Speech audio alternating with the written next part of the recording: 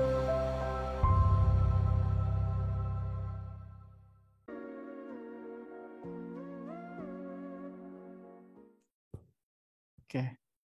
Bismillahirrahmanirrahim. Assalamualaikum warahmatullahi wabarakatuh. Alhamdulillahirrahmanirrahim. Wahdahu wassalatu wassalamu ala asrafil anbiya wal mursalin wa ala alihi washabihi ajma'in. Selamat datang para peserta webinar etnoastronomi yang kami banggakan. Kemudian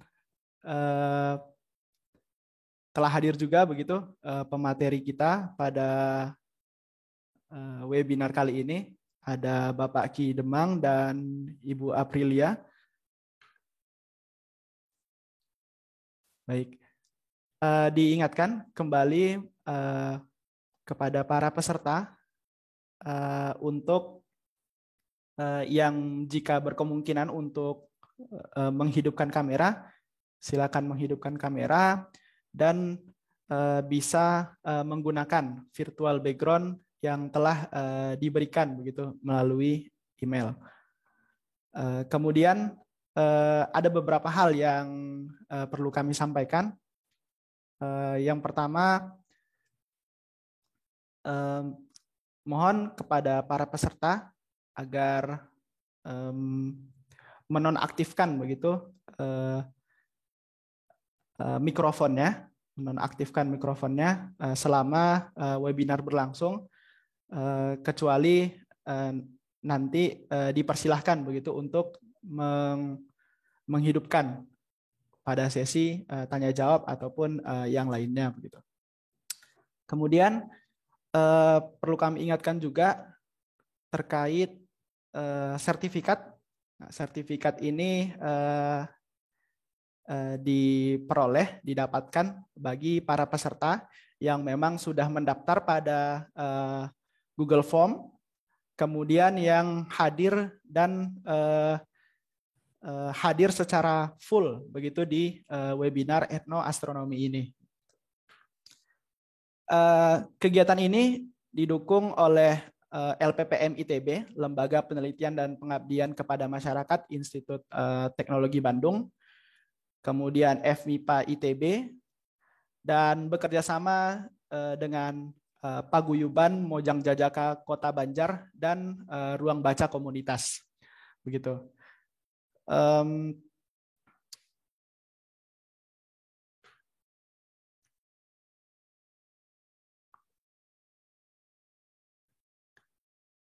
Baik, adapun kita berlanjut ke acara selanjutnya, yaitu sambutan dari penanggung jawab acara. Di sini telah hadir Bapak Anton Timur Jailani. Jadi dipersilakan kepada Bapak Anton untuk memberikan sambutan. Baik, terima kasih Hasan. Suara saya bisa terdengar? Bisa, Pak. Ya, Assalamualaikum warahmatullahi wabarakatuh. Selamat pagi Bapak Ibu semua, Wilujeng Enjing Sadayana. Saya ucapkan selamat datang kepada Ki Demang Wang Syafriuddin SH, kemudian kepada Dr. Aprilia, dan kepada Bapak Sofyan Munawar dari Ruang Baca Komunitas. Terima kasih. Saya ucapkan terima kasih kembali kepada kedua pembicara yang sudah berkenan berbagi sharing ilmu begitu di acara webinar etnoastronomi di Kota Banjar. Sebagai review saja bahwa kegiatan ini merupakan rangkaian dari kegiatan pengabdian masyarakat dari tim pengabdian masyarakat KK Astronomi di Kota Banjar yang sudah berlangsung selama setahun ini sepanjang 2022, di mana sebenarnya kami mengambil dua tema besar. Yang pertama adalah pendidikan sains dan selanjutnya adalah penggalian budaya yang terkait dengan budaya langit. Nah, pada kegiatan awal yaitu pendidikan sains, kami sudah melakukan serangkaian kegiatan di bulan Maret dan juga bulan Agustus, di mana di sana kami mengadakan talk show dan juga itu bekerjasama dengan SMA Negeri 3 Banjar, kemudian dengan ruang baca komunitas, dan selanjutnya pelatihan guru sains dan geografi untuk materi astronomi, yaitu pada bulan Agustus bekerjasama dengan SMA Negeri 3 Banjar. Dan pada kali ini kami bekerjasama dengan ruang baca komunitas dan juga Paguyuban Mojang Jaka Kota Banjar mengadakan webinar etnoastronomi, di mana ini mungkin untuk sebagian besar orang suatu yang baru begitu ya di telinga, di mana ada sebenarnya ini dari nenek moyang kita, bahwa ada keterkaitan budaya yang mungkin selama ini kita lakukan begitu, dan itu sebenarnya terkait dengan langit, apakah penentuan waktu dan sebagainya. Nanti akan dijelaskan lebih detail oleh para pembicara. Dan kami sampaikan juga bahwa kegiatan ini didukung oleh tadi disebutkan Lembaga Penelitian dan Pengabdian kepada Masyarakat Institut Teknologi Bandung, dan juga Fakultas Matematika dan Ilmu Pengetahuan Alam Institut Teknologi Bandung. Kami harap acara ini dapat berlangsung dengan baik dan dapat memberikan manfaat bagi Bapak Ibu sekalian yang hadir di sini. Kalau kami cek, alhamdulillah sebenarnya kami tidak expect bahwa pesertanya akan begitu luas begitu ya, karena kami tadinya expect-nya itu bahwa pesertanya akan dari sekitar Banjar begitu, tetapi ternyata pesertanya merentang dari Sumatera sampai ke Sorong, Papua begitu. Dan kami cek juga di sana ada NTT, NTB, dan daerah-daerah lainnya. Jadi semoga ini menjadi hasanah kebaruan bagi Bapak Ibu sekalian. Tentu saja ini bukan akhir dari pengabdian masyarakat kami terkait dengan etnoastronomi. Ini sebagai langkah awal, terutama untuk di Kota Banjar, karena saat ini kami dari pihak institusi sedang melakukan kerjasama. Jadi semoga bisa berlanjut untuk pendalaman yang lebih baik lagi. Dan bagi daerah-daerah lain, mungkin jika nanti ditemukan sesuatu yang menarik dan bisa menjadi kerjasama bagi kita sekalian, itu bisa kita diskusikan kemudian. Mungkin begitu sambutan dari saya, dan saya izin juga membuka, Hasan, kegiatan ini. Jadi mari kita buka kegiatan ini dengan ucapan Bismillahirrahmanirrahim. Bismillahirrahmanirrahim. Terima kasih, saya kembalikan kepada MC. Wassalamualaikum warahmatullahi wabarakatuh. Waalaikumsalam warahmatullahi wabarakatuh. Ya, terima kasih kepada Pak Anton yang sudah memberikan sambutan dan membuka acara webinar etnoastronomi ini. Nah, kemudian selanjutnya kami berikan kesempatan begitu kepada Bapak Sofyan Munawar dari Ruang Baca Komunitas ini untuk memberikan sambutan dan penjelasan begitu terkait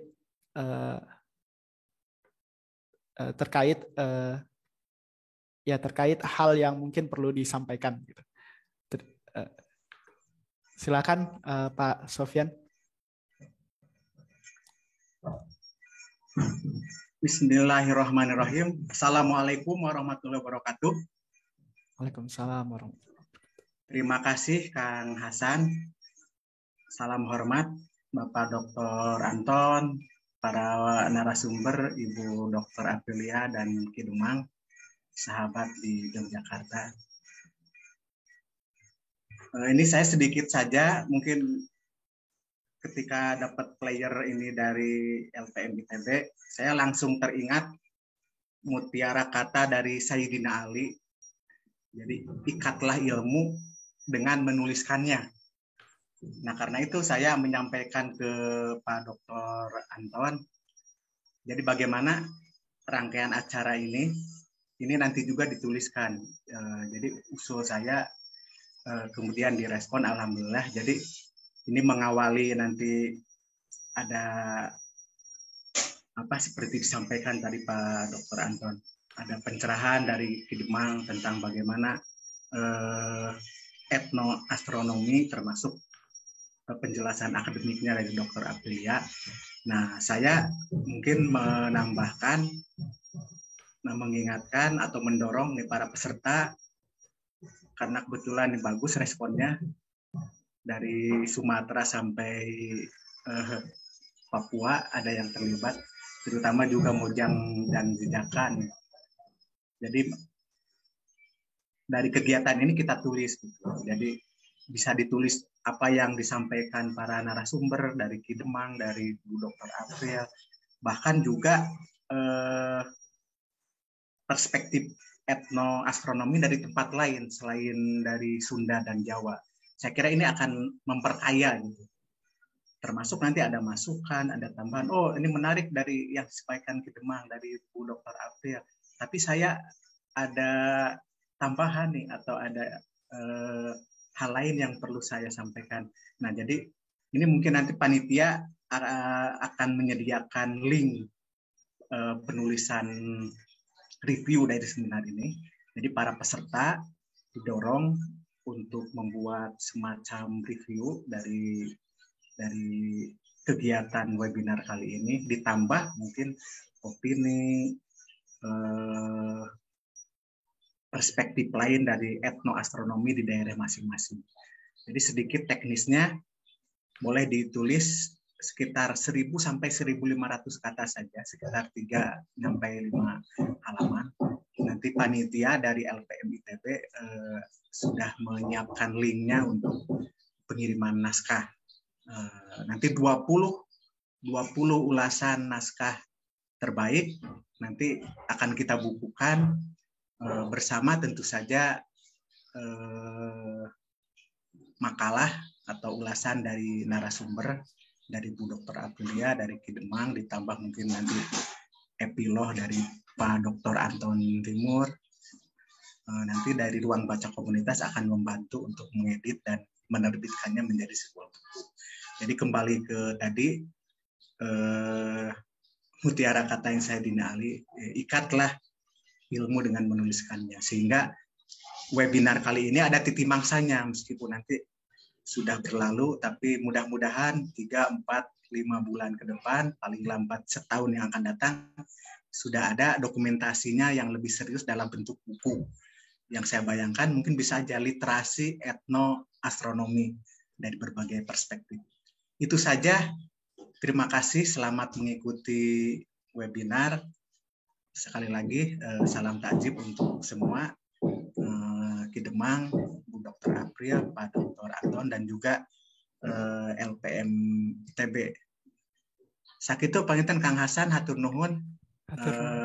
Salam sehat semua. Assalamualaikum warahmatullahi wabarakatuh.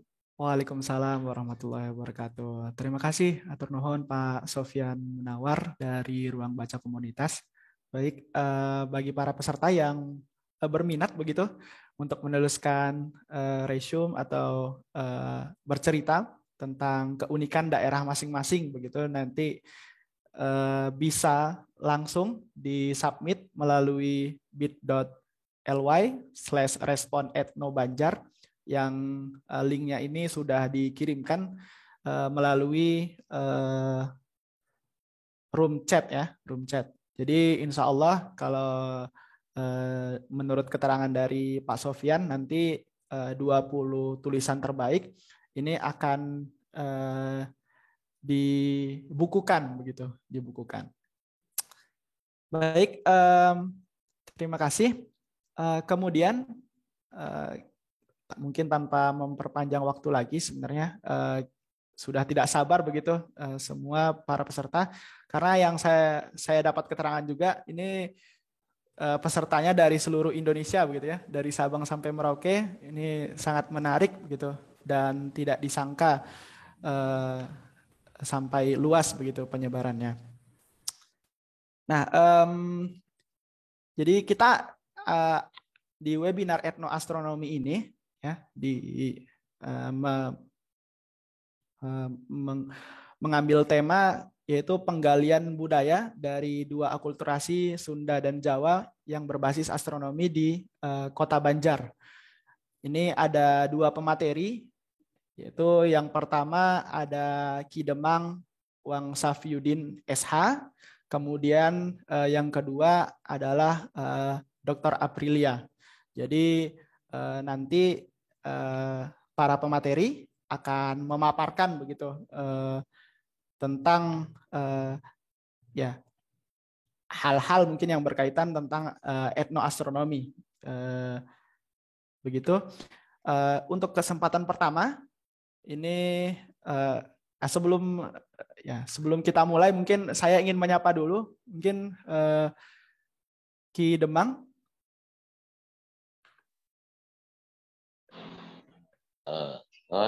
Assalamualaikum. Waalaikumsalam warahmatullahi wabarakatuh. Sehat Bapak?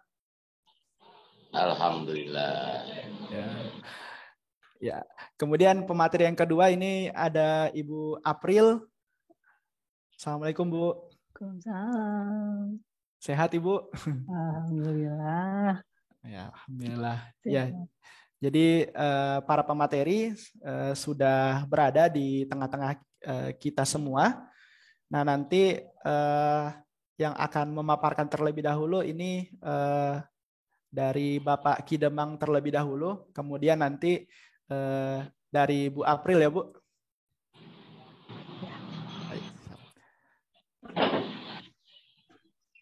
Baik, mungkin sebelum dilanjut kita foto dulu, Hasan. Oh iya Pak, siap. Ya baik, bagi para peserta dimohon untuk menghidupkan kameranya dan memakai virtual background yang telah dikirimkan melalui email atau bisa diakses melalui bit.ly/bg_etnoastro.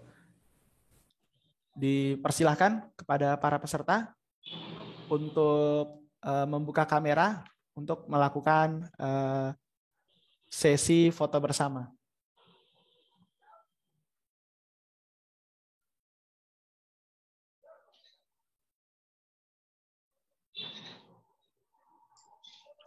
Ditunggu dulu mungkin 1-2 menit karena masih ada loading fotonya tuh para peserta. Baik Pak Sofyan. Baik, mungkin kalau kita ambil sekarang juga nanti di akhir begitu ya, biar ada waktu siap-siap. Dan baik, saya screenshot dulu untuk yang bagian awal ini. Nanti kita ada bagian akhir gitu ya, jadi silakan bersiap bagi yang belum. Oke, 1, 2, 3. Oke, terima kasih Bapak Ibu semua. Silakan Hasan dilanjut. Baik, terima kasih Pak Anton. Kita akan lanjut ke pemateri yang pertama. Nah, ini akan disampaikan oleh Ki Demang Wangsafyudin SH. Jadi beliau merupakan budayawan Kota Banjar, Jawa Barat. Kemudian beliau juga sebagai penggagas tradisi ngabumbang di Desa Batu Lawang, Kota Banjar. Nah, yang mana tradisi ini erat kaitannya dengan aspek-aspek astronomi yang memang nanti bisa kita kenal dengan istilah etnoastronomi. Begitu. Kami persilakan kepada Ki Demang. Assalamualaikum warahmatullahi wabarakatuh. Waalaikumsalam warahmatullahi wabarakatuh. Om Swastiastu, salam, namo buddhaya, salam kebajikan, rahayu, sampurasun.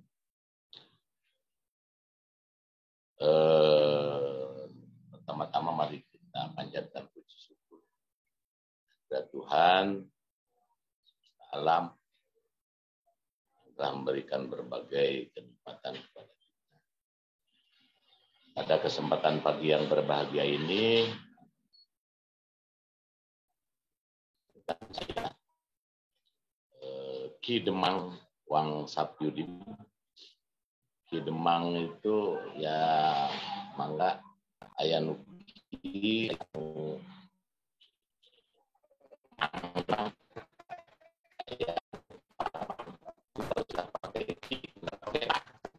Pak Ki Demang, tepat atas Ki Demang, Ki Demang. Kalau mau pakai berarti Pak Demang, jangan dikasih lagi. Itu panginten. Selanjutnya sebelum ke palintangan, orang Sunda menyebut ilmu perbintang itu palintangan. Bintangnya astronomi, tentang Sunda palintangan. Nah, ya kaitannya kalau di daerah Banjar khususnya itu dengan gaya Mataraman. Gaya Mataraman setelah Mataram Islam masuk ke daerah kita, itu membawa budaya. Dipadu dengan budaya lokal. Jadi banyak ada budaya Mataraman Islam dan budaya Sunda. Sunda mana? Sunda awal. Sunda wiwitan. Banjar. Dalam perhitungan segala macam di daerah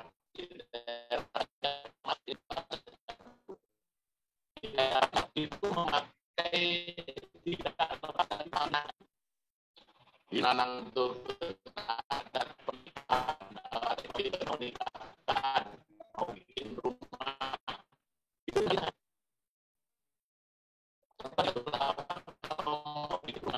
setelah ngelemah itu bikin meratakan tanah. Terus nanti ada sesepuh yang menyimpan air di bambu itu. Kalau bambunya apa namanya agak miring dan berubah,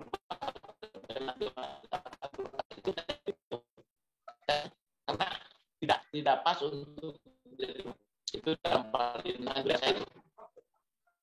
Dalam menentukan hari pernikahan misalnya, ingin nikah hari Senin Wage, hitung saja Senin, Jumat, Sabtu, Ahad, Senin, Opat, Wage, Kaliwon, Manis, Pahing, Pon, Wage, hitungan 9 jodoh. Oh, disatukan jodoh pasti jodoh berarti itu lamun dina Senin Wage. Salasa Wage, wah Salasa Wage itu ingin melakukan pernikahan pada hari Selasa Wage, Selasa, Jumat, Sabtu, Ahad, Senin, Selasa 5 Wage, Kaliwon, Manis, Wage 10, hitungan 10. Apa hati-hati, jangan sembarangan. Pati bakal ada yang dunia. Punten Ki. Dalam menentukan itu pun harus ada apa namanya sekarang kan tidak seperti dulu. Pokoknya mah kawinan iraha teriwe kapan ini apa namanya kapan gedungnya kosong, kapan ininya waktunya enggak pakai hitung-hitungan. Sekarang banyak rumah tangganya merawut. Kalau zaman dulu enggak, ya itu. Maaf. Yang sederhana. Maaf Ki, ini suaranya putus-putus. Oh, iya. itu? Iya. Oke. Halo, Ayeuna aya. Halo? Aya. Oh. Nah, jadi sekali lagi di daerah kita, di daerah Banjar khususnya, ilmu palintangan, namanya palintangan, itu dipakai oleh orang-orang tua. Yang masih pakai masih banyak. Ya, contohnya di daerah saya, di daerah Batu Lawang itu masih ada yang bikin rumah, mau bikin rumah, itu ada apa namanya bambu disimpan di tengah lemah itu tanah yang diratakan. Kalau nanti bambu atau airnya berubah ya jangan, itu nanti tidak baik, ada penyakit dan sebagainya. Dan memang begitu. Lalu ada menentukan hari H untuk pernikahan, itu juga dihitung dengan palintangan, nggak sembarangan. Ya, ada Senin Wage, Senin, Jumat, Sabtu, Ahad, Senin. Jumat, Sabtu, Ahad, Senin 4. Wage, Kaliwon, Manis, Pahing, Pon, Wage 9. Hitung saja jodoh, pati, bagja, cilaka, jodoh, pati, bagja, cilaka. Wah, bagus itu kalau nikah hari Senin Wage. Itu jodoh. Wah, misalnya gitu. Selasa wage jodoh pati Selasa wage Jumat Sabtu Ahad Senin Selasa 5 wage Kaliwon manis paing kon wage hitungan 10 jodoh pati bagja cilaka jodoh pati bagja cilaka jodoh pati bakal ada yang meninggal dunia tuh kalau nikah di Selasa wage misalnya gitu misalnya. Nah itu di daerah kami masih makanya orang Petulawang orang rata-rata kalau pas saya ada di lembur di daerah mesti kalau ada yang mau membangun rumah, ada yang mau nikah kan coba dilihat ini harinya. Itu ada palintangan. Ilmu palintangan atau perbintangan itu biasanya untuk menentukan musim tatanen atau musim bertani ya. Nah, di sini ada 3 prinsip dalam ada 3 prinsip dasar untuk mengharmoniskan itu ya ada alami ada insani ada hayati dan sebagainya ada 3 itu. Nah ini dipakai dalam kehidupan masyarakat Sunda pada umumnya ya. Musim yang mengacu pada palintangan misalnya yang berhubungan dengan alam. Nah, yang berhubungan dengan alam. Itu yang tilu. Nah, ini ayah usum. Nah, namanya ngiji. Usum ngiji itu musim hujan. Usum ngiji musim hujan itu tanggal Dulu usum ketiga, usum kemarau ya, musim kemarau. Pengarau ini, kemarau. Yang usum pangulon. Pangulon itu angin di kulon di barat ya. Nah, ini biasanya perubahan cuaca di sini aya flu aya naon penyakit usum pangulon. Usum pangulon itu angin barat ya. Angin barat. Nah, itu dina berhubungan dengan alam. Yang berhubungan dengan masyarakat, aya usum sasalad atau pageblug. Tak kamari pageblug pandemi ta. Pageblug gitu teh.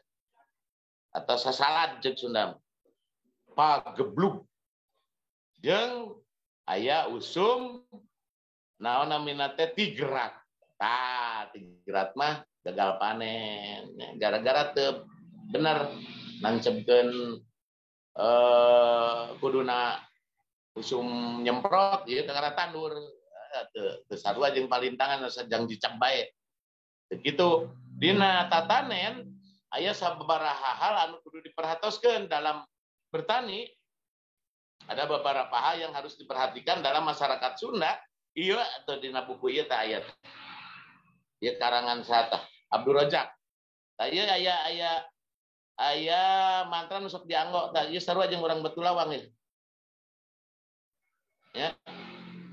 Mangka tetep mangka langgeng ku kami direremokeun ku kami diramekeun amit kanu gagungan bumi saha nu gagungannya anu kasep weweg pageuh nu geulis nyi pohaci dikawinkeun di dinya tangke urang tuluy ngadoa ka nu makawasa di dinya aya sagara harurujakan aya sasajen sanes kantena tangke nembe ceb tandur dina bintang waluku wuluku cenah ningali ka langit heula oh ya waktuna tandur aya bintang wuluku naon atuh wuluku ceuk bahasa Scorpion naon kitu nya sok dipake.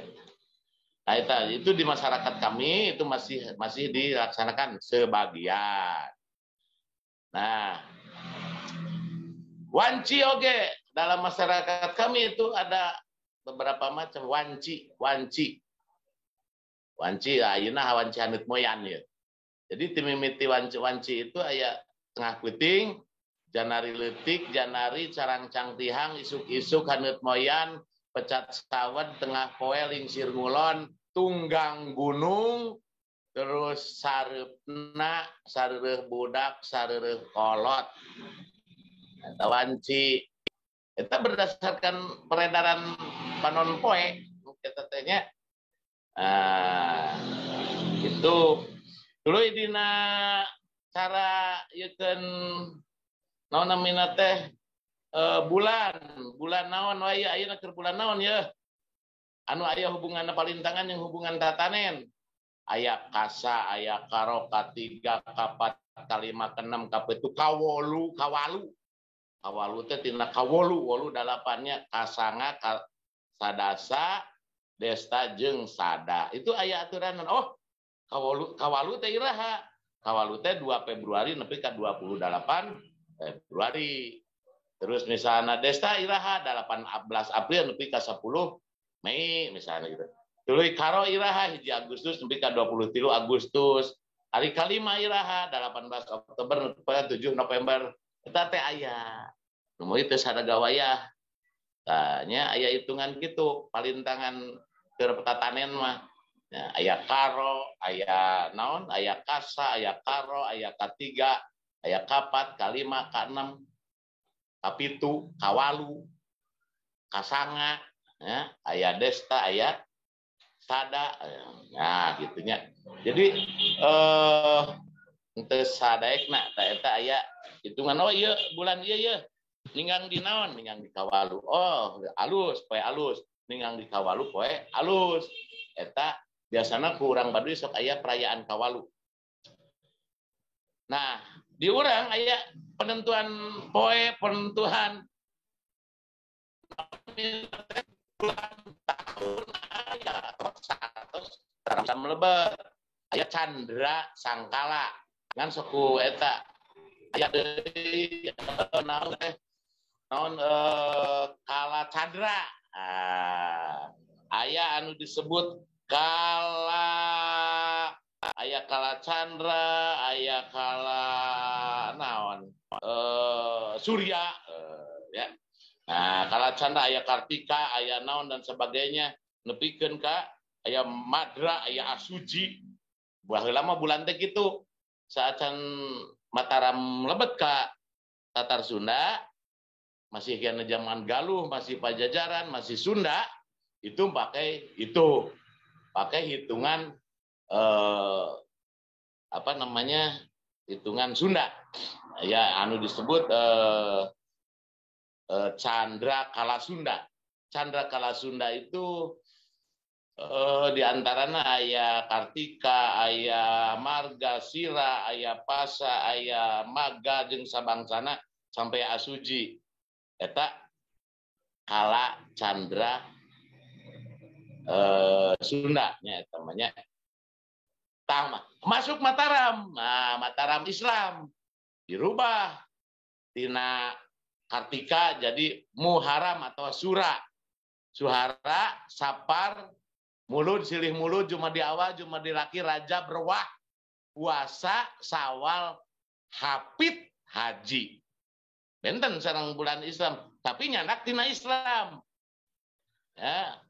Suro, bulan Sura atau ningat tina Muharram tina Azuro.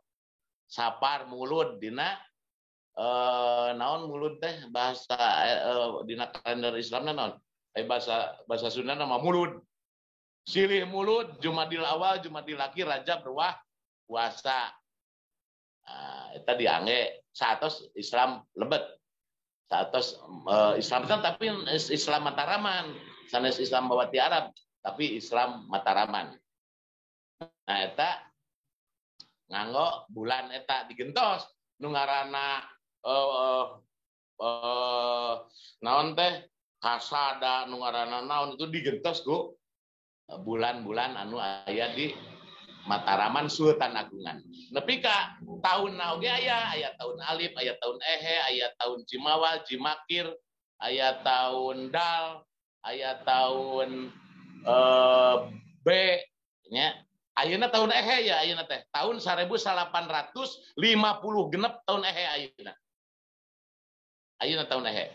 Bulanna bulan Sulih Mulud Jumadi Awal, untuk sama ayeuna teh Jumadi Awal. Teu aya poe pasar, manis paling pakai iwan. Eta tina palintangan keneh.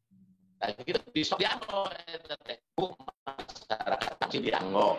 Aku masyarakat gitu kasadayana kedah uninga ulah gampang ayat ada apa kenyamanan teman cara itunya padahal eta teh sanes eta teh geus meunang ngitung kumaha palintangan nya arek ngawinkeun arek tatanen arek naon kumaha palintangan ulah disalahkeun hama kuduna wanci panen ya karena masih kena bener aja nya diserah sama wanci gitu mah itu apa kandurna teu ieu teu menerang mawi diibaratkeun Ibu Pertiwi jeung nu kasep gagah tandang ka Ibu Pertiwi direremokeun ditikahkeun sareng Sang Hyang Sri. Nah, ieu dilambangkeun ieu Dewi Sri, Dewi Pare anu gelis tresnawati. Gitu. Sakitu manawi ieu mah bubuka engke langkung panjangnya, lebih lebih jelasnya kita dalam nyungsik peburuh. Babarengan kita belajar. Hatur nuhun. Assalamualaikum warahmatullahi wabarakatuh. Rahayu Sampurasun. Waalaikumsalam warahmatullahi wabarakatuh. Baik, terima kasih kepada Ki Demang yang telah berbagi begitu terkait aspek-aspek astronomi di kebudayaan, khususnya memang di Kota Banjar. Nah, untuk selanjutnya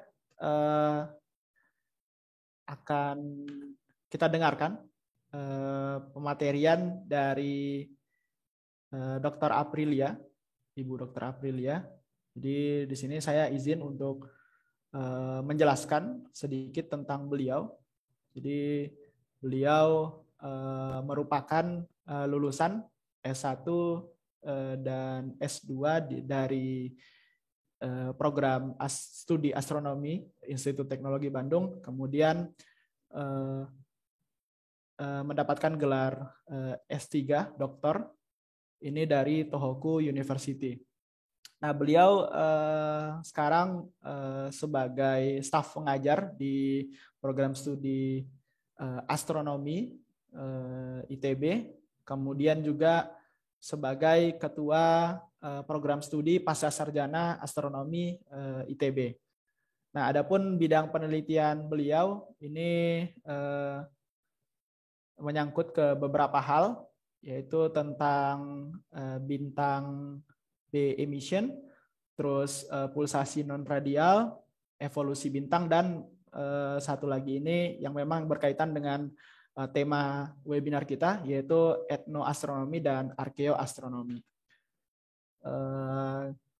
Dipersilahkan kepada Bu April untuk menyampaikan materinya. Oke, suara saya terdengar? Terdengar Bu. Ya, siap. Ya, terima kasih banyak atas sudah disediakan waktunya. Assalamualaikum warahmatullahi wabarakatuh. Selamat pagi menjelang siang mungkin ya, karena katanya pesertanya menyebar ini ya sampai ke Sorong ya. Oke. Ya, perkenalkan lagi saya Aprilia. Aduh, maaf namanya hanya 7 huruf. Singkat. Saya tadi sudah ini ya, dosen astronomi, dan ini hari ini suatu kehormatan sendiri untuk berbicara mengenai etnoastronomi, tapi yang saya bahas ini etnoastronomi secara umum sebenarnya, jadi bukan khusus yang di Kota Banjar. Dan salam hormat saya buat Ki Demang, Pak Sofian, dan Bapak Ibu semua yang sudah hadir di ruang Zoom ini. Saya pakai PPT nih, nggak apa-apa ya menjelaskannya. Jadi saya ada panduan, nanti saya yang share screen sendiri. Nah, pendahuluan juga Ki Demang tadi juga kan sudah berbicara mengenai palintangan ya Ki Demang ya. Nah, alhamdulillah kami itu juga di saya bersama dengan beberapa mahasiswa tugas akhir saya yang sudah lulus dan kayaknya ada di sini ya, itu melakukan survei atau riset gitu ya mengenai yang disebut palintangan ataupun kami mengenal juga sebagai Pranata Mangsa. Mungkin saya sebut dulu nih, ada, kalau nggak salah tadi saya lihat ada Namia, Mutia, Radit gitu ya. Itu adalah mahasiswa bimbingan saya yang sudah selesai. Dan izin ya saya gunakan beberapa kalimat di TA Anda ya, dan beberapa sumber. Jadi yang saya nanti gunakan di dalam PPT ini bukan hanya dari banyak dari hasil riset atau kerja dari mahasiswa saya yang alhamdulillah sudah menyelesaikan tugas akhirnya dan sudah lulus. Nah, sekarang juga masih ada yang sedang berjalan dengan riset yang berbeda, bukan Pulau Jawa. Mungkin ada Endah tadi ya, saya lihat ya. Juga melakukan semacam yang berhubungan dengan etnoastronomi di daerah Sulawesi, etno dan arkeo. Oke, saya izin share screen ya. Kebetulan ini judul saya sederhana saja, Langit dan Budaya. Mikir apa ya judulnya, etnoastronomi kayaknya umum banget ya, ya udahlah Langit dan Budaya. Dan budayanya di sini juga budayanya terbatas, tidak budaya yang secara keseluruhan, karena budaya itu lebih kurang apa yang dilakukan oleh masyarakat suatu tempat ya kalau tidak salah. Nah, langit ini berhubungan dengan ya bidang yang kami geluti sekarang, yaitu astronomi. Dan di sini saya akan memulainya itu dengan menggunakan aplikasi namanya aplikasi Stellarium. Yang saya ambil aplikasi ini mensimulasikan suatu keadaan langit pada satu daerah. Saya ambil Banjar. Kebetulan karena saya sendiri bukan orang Banjar dan mohon maaf saya menggunakan bahasa Indonesia ya dalam presentasi kali ini. Saya sebenarnya bukan dari Sunda, bukan dari Jawa Barat, namun pasangan hidup saya orang Sunda asli. Jadi saya belajar dari suami saya. Oke, saya mulai saja. Nah, kalau pendahuluan mungkin bagaimana ya? Dari sejak zaman dahulu kala ya, dari ribuan tahun yang lalu manusia itu sebenarnya telah mengenal langit dan juga isinya. Paling tidak tahu melihat bintang, planet, gitu ya, matahari, gitu ya, termasuk bulan. Yang paling tidak yang tampak oleh manusia pada saat itu. Nah, mereka itu mengenal adanya titik-titik yang bercahaya yang kita kenal sebagai bintang. Ada juga yang titik bercahaya ini ada yang tampak sendiri, ada yang berkumpul seperti membentuk suatu bentuk, ya, bentuk tertentu. Dan ada yang berkerap-kerip, ada yang tampak bercahaya terus, tidak kedip-kedip gitu ya. Dan banyak lagi ya karakter dari objek di langit yang dilihat oleh manusia langsung. Nah, keberagaman langit dengan segala isinya ini telah menghasilkan berbagai persepsi bagi masyarakat di seluruh dunia, tidak hanya di Indonesia. Oke, saya mulai. Nah, ini yang saya gunakan aplikasi Stellarium, saya screenshot, saya tampilkan di PowerPoint ini. Di banyak tempat di Indonesia, masyarakat itu menggunakan pengetahuan mereka akan pergerakan dan pola yang dibentuk oleh kumpulan bintang. Yang kalau dalam istilah langitnya itu namanya asterism. Nah, ini biasanya digunakan macam-macam, salah satunya memang sebagai penanda musim. Tadi Pak Kidemang udah menyebutkan ya, ada Waluku gitu ya. Nah, kita kenal Waluku atau Orion. Nah, yang karena kemunculan objek langit dan kumpulan bintang ini pada waktu-waktu tertentu, kadang dia seperti bergantung pada perubahan musim, maka kumpulan bintang ini suka digunakan salah satu diantaranya untuk pertanian. Pergerakan tahunan bintang juga telah digunakan dalam pembuatan kalender pertanian dan perubahan musim termasuk di musim penghujan. ini penampilan ini mungkin kalau kita lihat, kalau di langit sebenarnya tidak ada tulisan Aldebaran, Capella, Rigel. Ini kebetulan dari aplikasi Stellariumnya menampakkan ini. Nah, ini ada tulisan Banjar, West Java ya, pada ketinggian sekian. Dan ini saya ambil tuh tanggal 17 bulan Juli. Kenapa ya? Nanti ada alasannya kenapa saya ambilnya bulan Juli. Dan ini ada wancinya. Kalau jam yang sekarang ya, saya ambil subuh-subuh. Nih, saya mohon maaf, Kidemang saya lupa.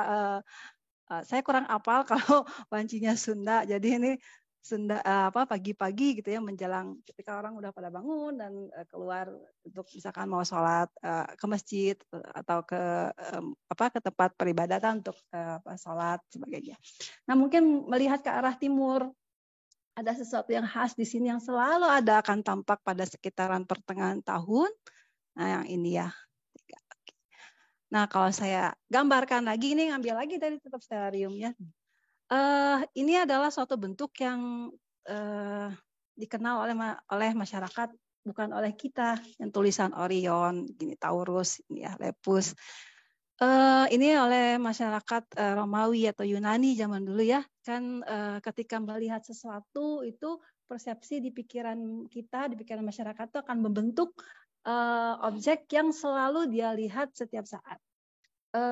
Mungkin pada waktu zaman ini awal-awal dulu, zaman Romawi dulu atau Yunani atau Mesir gitu ya, situasinya berbeda sekarang. Mungkin mereka lebih banyak pemburunya atau apa gitu ya, banyak hewannya, sehingga yang muncul itu adalah nama-nama yang berhubungan dengan hewan gitu.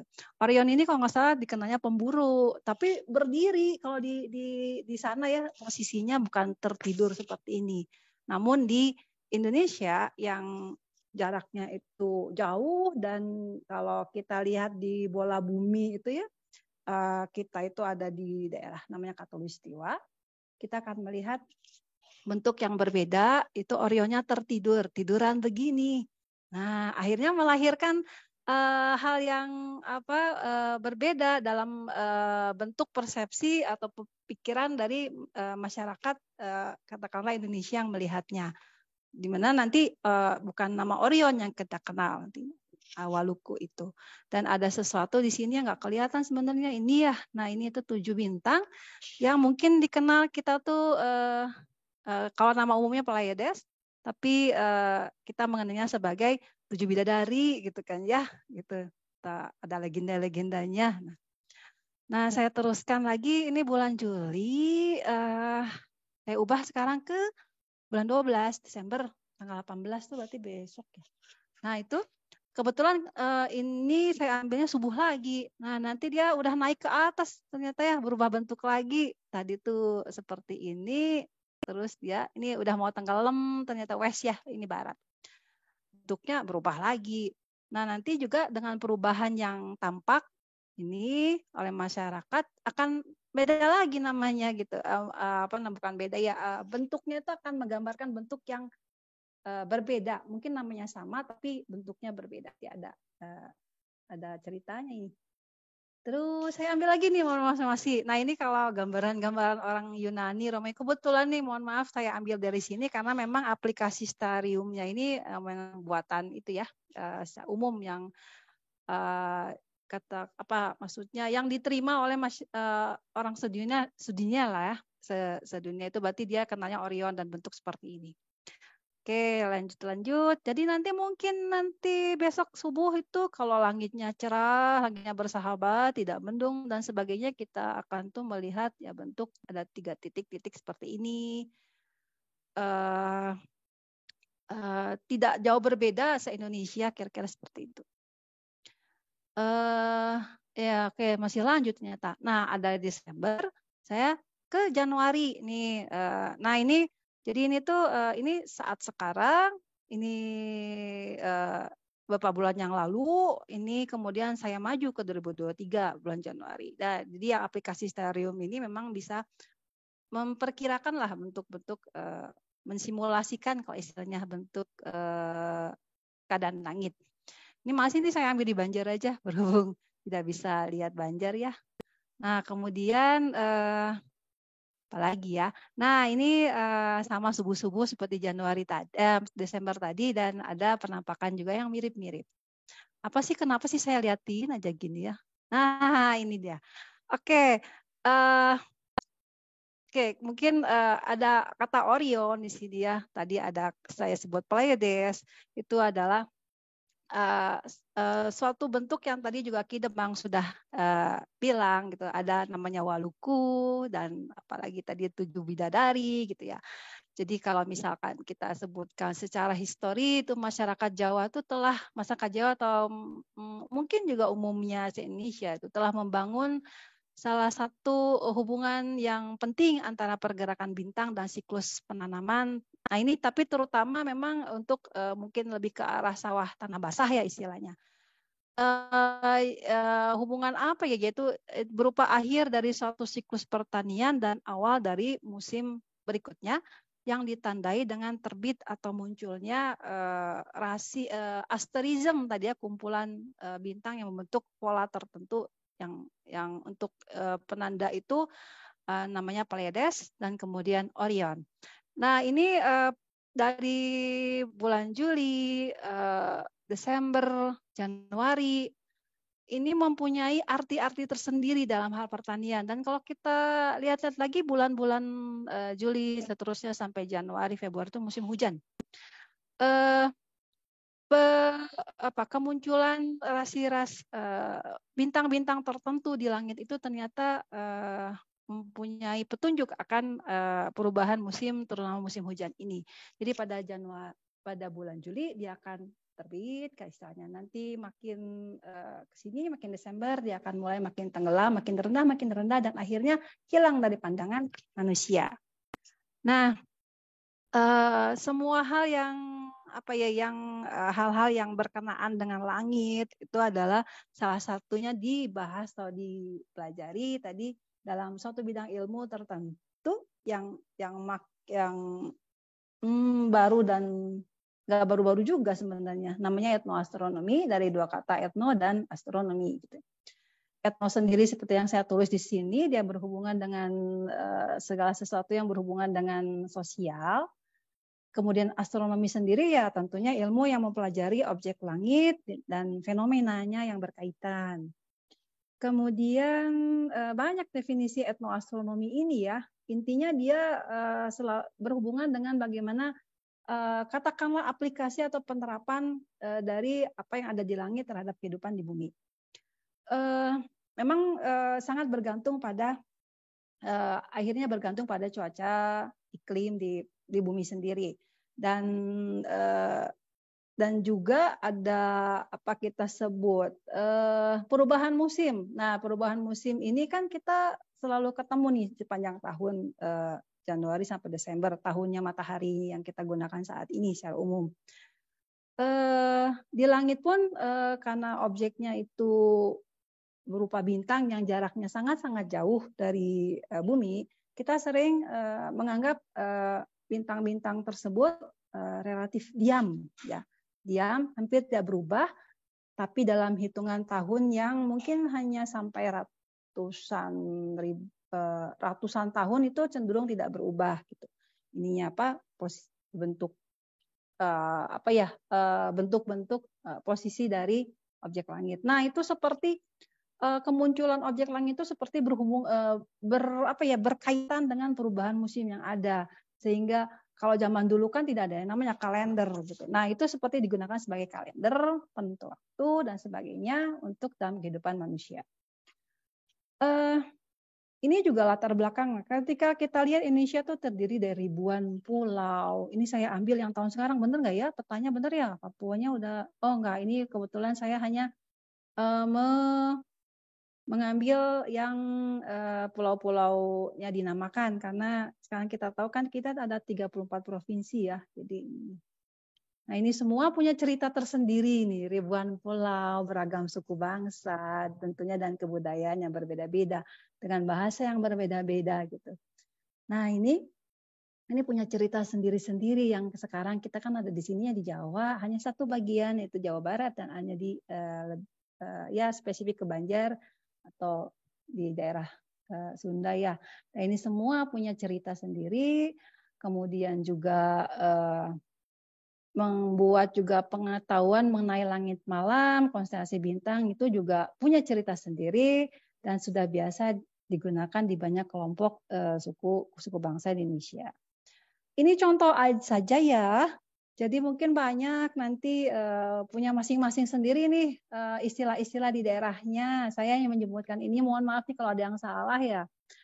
Pleiades, sebutnya lintang Kartika, Orion, Kadang-Kidang atau Waluku sebutnya, Taurus, sebagainya. Ini banyak lagi dan ya tentunya saya yakin ini punya cerita sendiri di masing-masing daerah gitu. Kenapa namanya begini? Ini kan mungkin di daerah saya nggak pakai namanya Scorpio itu kelapa doyong. Nah kalau misalkan di daerah tertentu melihatnya seperti kelapa yang goyang-goyang, pohon kelapa yang goyang-goyang sebenarnya kelapa doyong akhirnya gitu kan ya. Mars itu planet, Joko Belek gitu. Itu mungkin di daerah lain bukan gitu. Komet, lintang kemukus. Nah, lintang ini sendiri artinya konstelasi bintang. Gitu. Oke, saya ambil pertama mungkin Crux. Nah, Crux ini tahu dong ya, bentuknya kayak layang-layang misalnya selatan. Kalau yang nggak tahu coba nanti lihat, ada nggak di tempat Anda namanya Crux. Nah, kalau di sini itu Banjar juga ya. Nah, si Crux itu salib selatan sebetulnya. Bubuk peceng atau layang-layang sering digunakan arah pelayaran karena petunjuk ke arah selatan, utara, selatan, barat, timur. Oh itu ada bubuk peceng di situ, berarti selatan. Ini nanti sananya mana lagi arahnya. Ini kalau tidak ada kompas ya. Kalau ada kompas tuh GPS yang sekarang kita gunakan ya, ini akan lebih mempermudah penentuan arah. Di mana sih ini Cruxnya? Di sini ya. Di sini Cruxnya. Seperti layang-layang. Scorpio gitu. Nah, Scorpio ini bahasa Romawinya Scorpio itu kalajengking. Tapi kita nggak bilang kalajengking dong ya. Karena yang ditampak oleh masyarakat Indonesia itu bukan kalajengkingnya, tapi dia berdiri seperti ini. Scorpio, kelapa doyong. Pohon kelapa miring gitu ya. Nah, ini penunjuk arah juga. Biasanya munculnya musim hujan. Artinya bahwa kalau dia ada kelihatan, berarti musim hujan akan segera tiba gitu. Apalagi ya? Oh, ini contohnya ini ya. Jadi Scorpio itu seperti ini sebenarnya. Jadi kalau penampakan kita memang seperti apa? Benar ya? Kalau Pak Doyong gitu ya. Kemudian apalagi ya? Oh ya, saya ambil saja kalau berbagai macam penamaan ini tadi kan ada arah-arahnya ya. Itu biasanya digunakan penunjuk arah. Nah, ini biasanya diajarkan di pramuka kalau nggak salah ya. Ada Ursa Mayor, Orion, Kalajengking, Scorpio, Crux ini penunjuk berbagai arah. Dan kalau nggak salah ada beberapa objek langit lain yang bisa dijadikan penunjuk arah. Kalau misalkan kita berada di alam terbuka, misalkan sinyal tidak ada, kebetulan nih langitnya lagi cerah. Kalau lagi malam itu, oh arah saya di sini gitu ya, untuk arah. Berikutnya apa ya? Oke, saya ambil Pleiades. Ini yang bintang yang terkenal nih ya. Terkenalnya nggak hanya di Indonesia, seluruh dunia punya cerita yang mirip tentang Pleiades. Tadi itu Pleiades di mana ya? Kalau lihatnya tidak seperti ini. Ini penampakan saya ambil dari namanya teleskop Hubble yang pernah ada di luar angkasa, gitu ya. Nah, dia menangkap gambar seperti ini. Nah, Pleiades itu yang mana ya? Coba maaf ya, saya balik ke belakang dengan cepat di sini. Kalau tadi di langit langitnya Banjar, ini Pleiades. Ini ya di sini. Ini Orionnya Waluku, ini Pleiades, lintang Kartika. Sebenarnya ketika penampakan dari luar angkasanya itu dengan alat dengan ya instrumen tertentu, dia lebih kurang seperti ini. Nah, ini itu bukan rasi ya, tapi disebutnya asterism karena dia kumpulan bagian dari kumpulan bintang yang besar. Dan Pleiades ini tentunya dalam berbagai kebudayaan di Indonesia, di dunia akan dikenal sebagai sesuatu yang istimewa. Dia tuh terang sekali, yang paling terang itu 7 plus 2 mungkin kadang-kadang katanya ada 9, tapi sebenarnya dia ribuan bintang ada di sini, tapi yang tampak jelas adalah ini. Saking jelasnya mungkin ya, sehingga membuat orang yang melihatnya takjub kali ya, bagus sekali gitu kan ya, sehingga menjadi terbayang-bayang hal-hal yang indah-indah. Kita kenal di sini Seven Sisters, 7 bintang. 7 bintang, 7 bidadari, apalagi ya. Sering dijadikan sumber dari tarian-tarian tertentu di kebudayaan Indonesia. Namanya saja dalam kita namanya Lintang Kartika, yang artinya bintangnya bintang. Jadi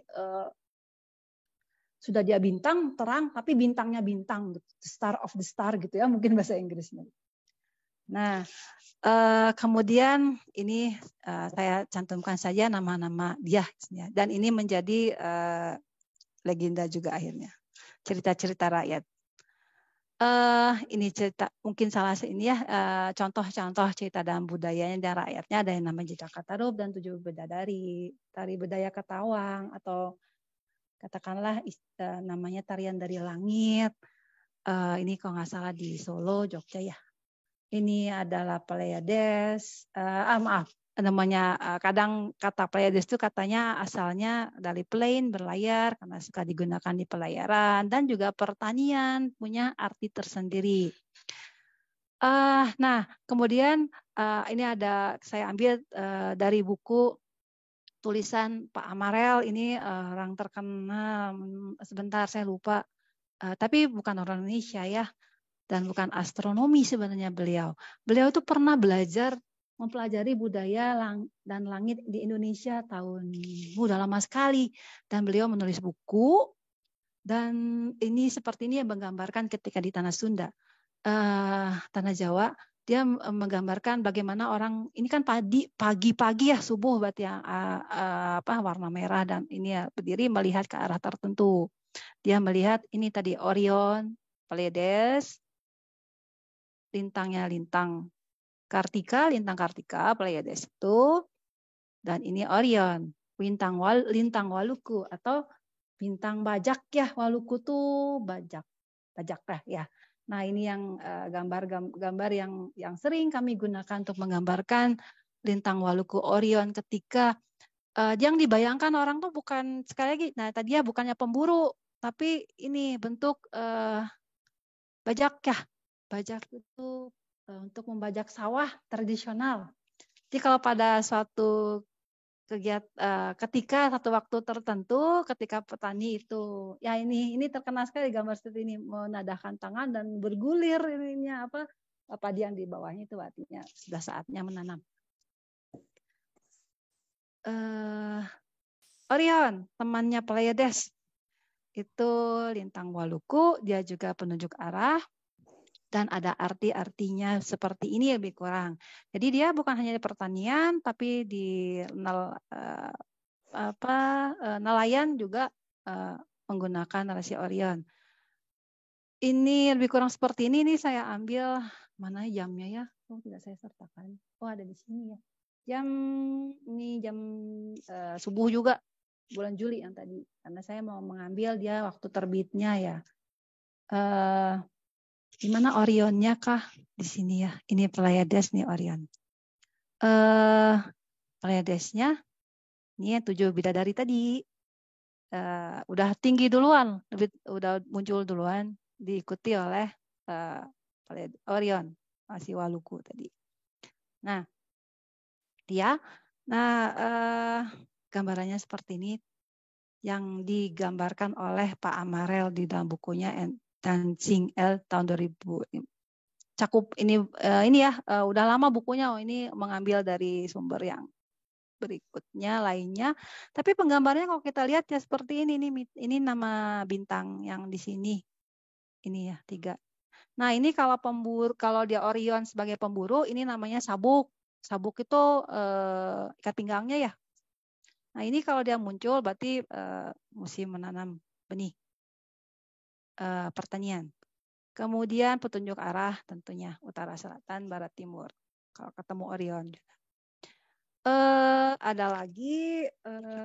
Nah, ini nih. Tadi kan Pak Ki Demang kan bilang palintangan nih. Nah, palintangan Sunda. Alhamdulillah kami udah mempelajari nih bersama ada mahasiswa saya yang udah lulus nih, namanya.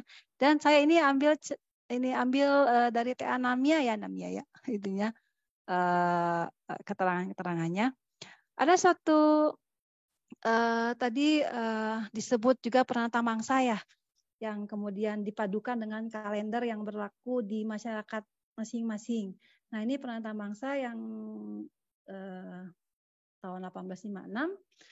Yang Pranata Mangsa itu Pranata ketentuan, mangsa artinya musim. Ya ada 12, kurang lebih seperti ini. Namanya tadi Kasa, seterusnya sampai Sada. Dan awalnya kan nggak sama ya, mulai Juni sampai Mei. Gitu. Jadi bukan seperti kalender yang kita gunakan saat ini. Jadi kalau dipadu-padankan, kira-kira lebih kurang Kasa itu bulan ini, Sada terakhir bulan Mei. Kemudian, nah banyak gambaran tentang kalender ini. Kadang-kadang ada yang menggambarkan lebih kurang seperti ini. Jadi nama-nama di sini dia terbagi dalam beberapa musim ya, musim besar, musim kecil, gitu. Nanti mempunyai makna tersendiri. Kemudian, nah ini saya ambil dari TA Namia. Namia. Halo Namia.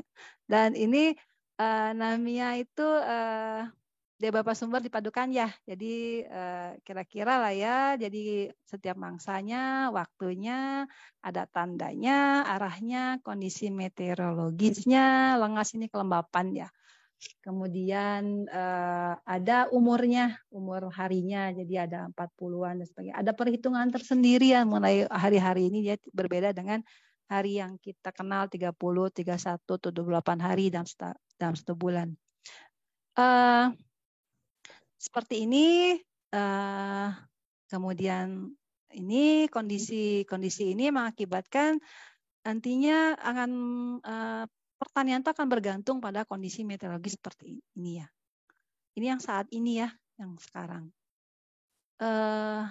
Kemudian juga, nah ketika kita padukan dengan mangsa ini ke langit, lebih kurang seperti ini. Tafsirannya. Jadi ada arti, ada lintangnya atau bintang-bintangnya yang sepertinya berkesesuaian dengan mangsa-mangsa yang ada. Dan ada tafsirannya seperti ini. Dan ini kalau nggak salah umum kita kenal oleh masyarakat dulu ada tanda-tanda di mana alam itu akan memberitahu kita bahwa ini musim kering, musim apalagi musim hujan, jangan nanam padi, nanti begini gitu kan, nanti dari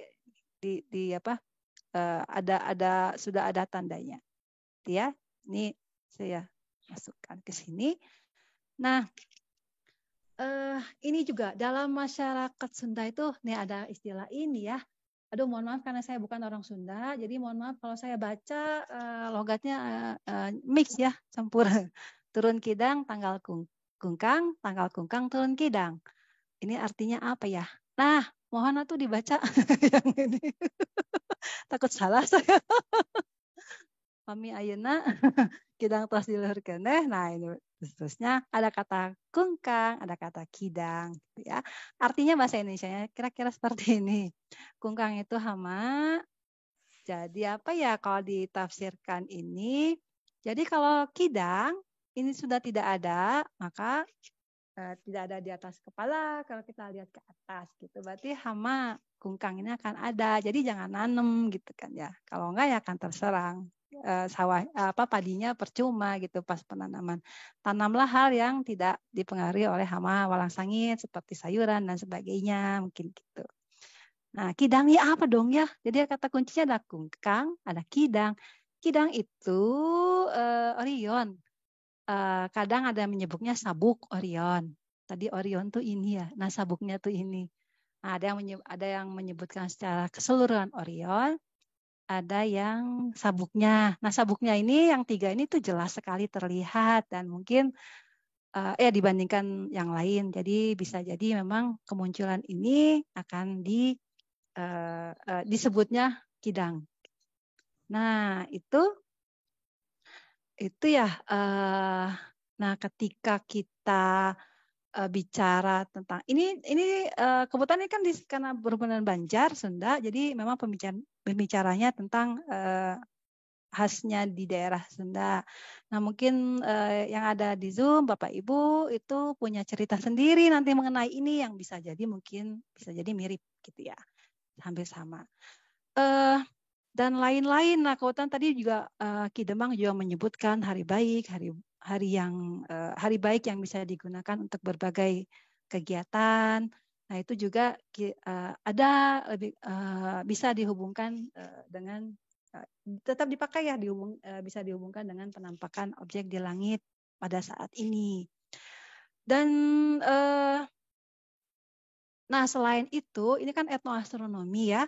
Nah, hal-hal lain juga budaya yang bisa kita lihat selain pertanian dan sebagainya atau yang berhubungan dengan sosial, etnoastronomi, kita juga mengenal di Indonesia itu banyak bangunan-bangunan kuno yang katakanlah candi gitu ya.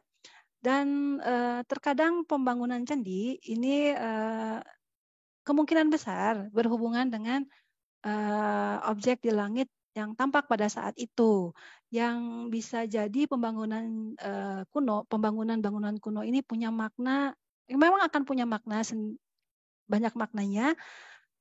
Nah, itu juga terkadang dihubungkan dengan yang langit tadi.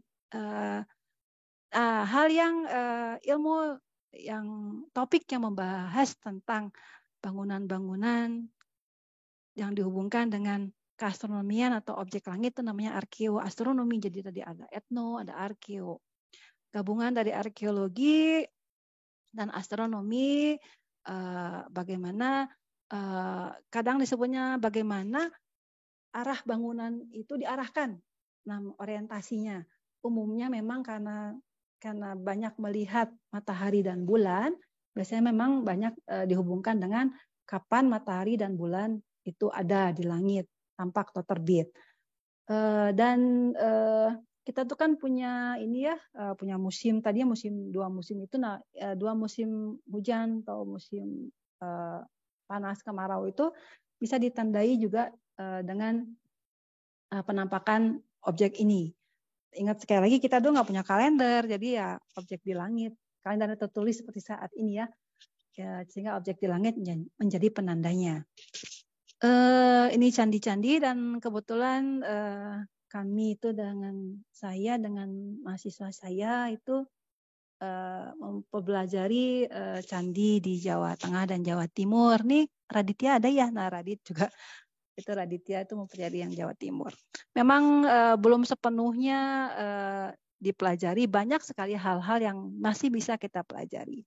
Tadi juga Ki Demang ini yang kembali ke etno. Ki Demang tadi menyebut ke Baduy ya. Nah, kami juga pernah sampai ke Cipta Gelar nih Ki Demang. Ini juga ada mahasiswa saya yang sudah cukup lama lulusnya, Mutia Dewi juga ya. Nah, ini saya ambil ketika kami membahas tentang arkeoastronomi. Kami itu menggunakan, kalau tadi Stellarium, ini menggunakan Google Earth aplikasi ini. Karena kami tidak bisa ke objeknya, apalagi waktu itu pandemi ya, tidak bisa datang langsung. Jadi kami gunakan citra dari satelit untuk melihat bagaimana situasi keadaan di sana. Dan kemudian melakukan pengukuran macam-macam nih. Nah, kebetulan saya ambil dari mahasiswa saya juga Hardian, namanya memperkirakan pembangunan, kapan dia dibangun ini, tahun berapa, dari hasil berdasarkan posisi dia, bentuknya, posisinya, ya ini dari citra satelit. Ini yang di bawah tuh Candi Sukuh, ini juga Hobab namanya ya, Theophilus Hobab. Ini juga dari satelit, ini kompleksnya. Nah, ini tuh seperti arkeo dan etno, itu ternyata setelah kami menghitung-hitung, kalau ini ada rumus-rumusnya, namanya tuh pakai astronomi posisi, berdasarkan astronomi posisi.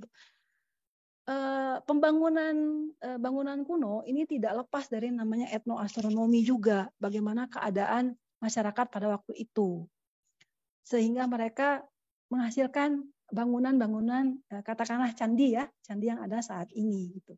Selalu berkaitan dengan sejarah keadaan pada waktu itu. Kenapa mereka membangun Borobudur? Kenapa mereka membangun Candi Sukuh? Gitu.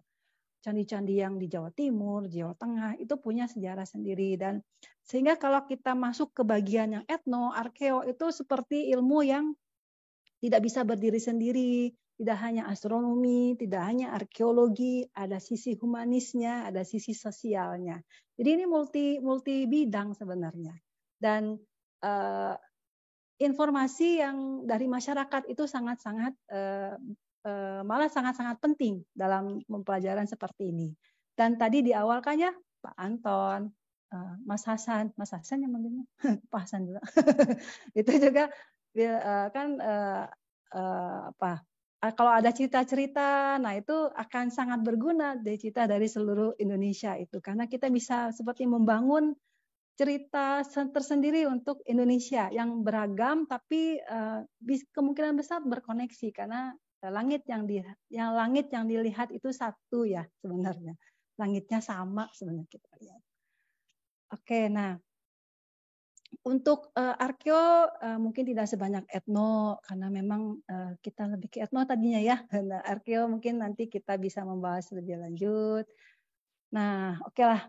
Karena waktu juga mungkin demikian dulu dari saya hari ini. Mohon maaf nih jika ada kata-kata salah dan mungkin cerita-cerita dari Bapak Ibu semua yang ada di sini sangat bermanfaat untuk keberagaman budaya yang ada di Indonesia dan di Jawa Barat khususnya. Demikian dari saya, terima kasih banyak atas perhatiannya. Wassalamualaikum warahmatullahi wabarakatuh. Saya kembalikan ke Mas Hasan. Waalaikumsalam warahmatullahi wabarakatuh. Terima Oke, kasih. saya stop share. Ya Ibu, terima kasih Bu April yang sudah menyampaikan banyak hal-hal mungkin ya yang memang berkaitan terkait etnoastronomi ini gitu ya. Dan juga tadi disinggung terkait arkeoastronomi. Nah, sebelum kita beranjak ke sesi tanya jawab, nah ini diingatkan kembali kepada seluruh peserta bagi yang berminat untuk menuliskan resume ya gitu ya, ataupun yang ingin bercerita gitu tentang keunikan daerah masing-masing yang memang berhubungan dengan aspek-aspek astronomi, ini bisa disubmit ke link yang sudah disebar oleh panitia di room chat ya, di room chat. Jadi nanti insya Allah 20 tulisan terbaik ini nanti akan dilakukan pengeditan dan dibukukan begitu. Nah, untuk sesi tanya jawab di sini saya mengundang Ki Demang dan Bu April. Silakan bagi peserta yang ingin bertanya ya bisa menggunakan mode raise hand. Silakan, atau mungkin bisa langsung di ketik begitu di chat.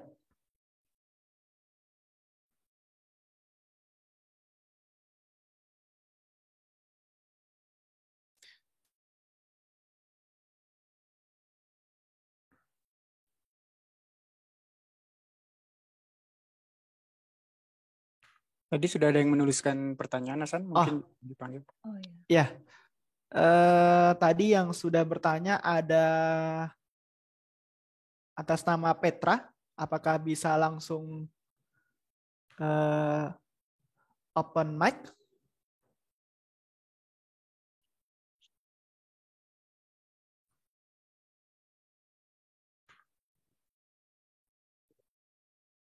Kan sudah dengar suara saya?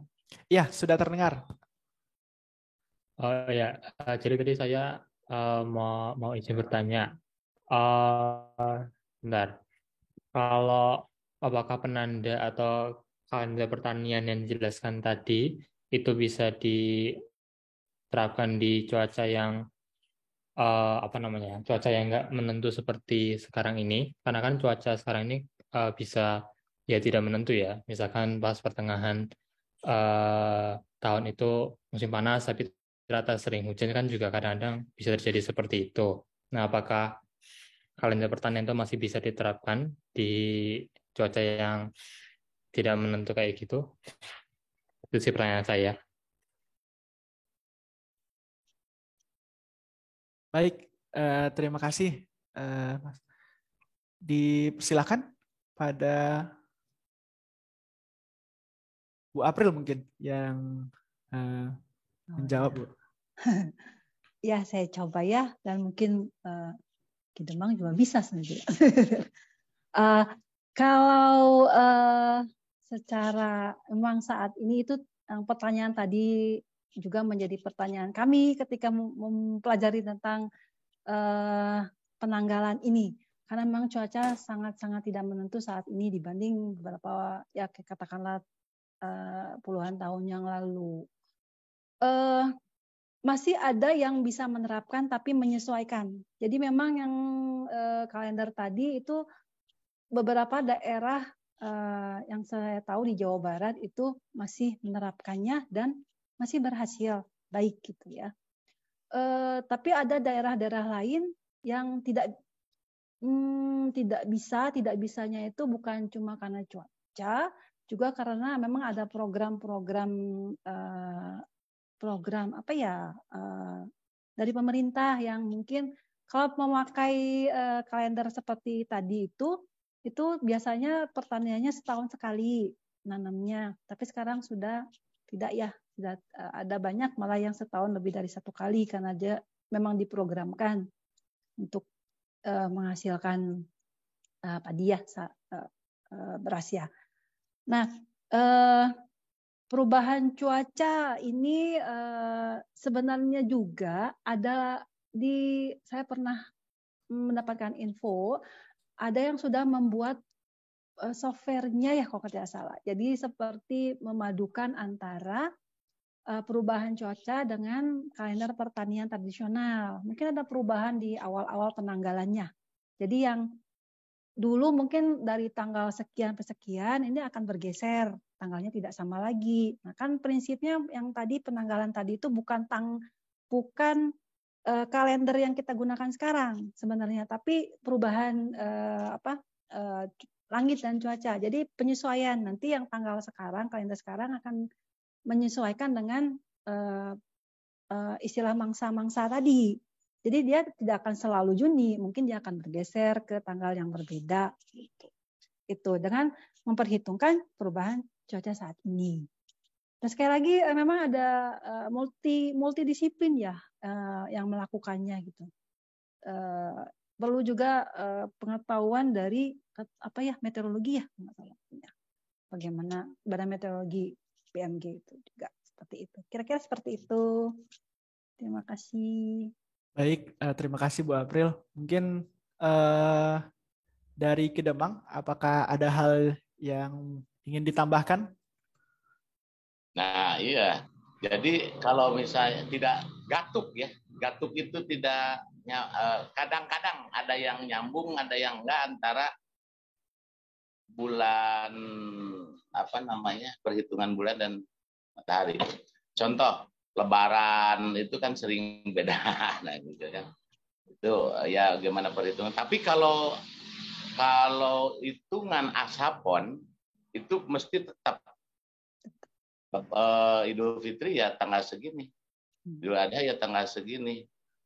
Hitungan bulan dalam Ashapon dulu aboge. Jadi kalau ada yang masih aboge itu sudah kadaluarsa aboge. Aboge itu hanya sampai 1935 dari 1550 itu masa aboge. Rebowage ngambil dari Rebowage kalender Sultan Agungan itu sampai 1935. Setelah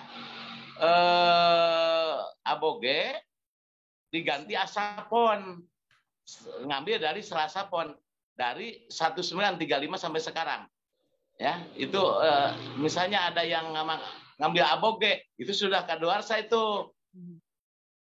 Sekarang perhitungannya sudah Ashapon menurut perhitungan Sultan Agungan, kalender Sultan Agungan. Ya. Jadi makanya sering nggak gatuk. Kadang selisih setengah hari, kadang selisih sehari. Apalagi yang ingin disamakan dengan misalnya gini. Nah ini Dinas Kebudayaan Kota Banjar itu enggak.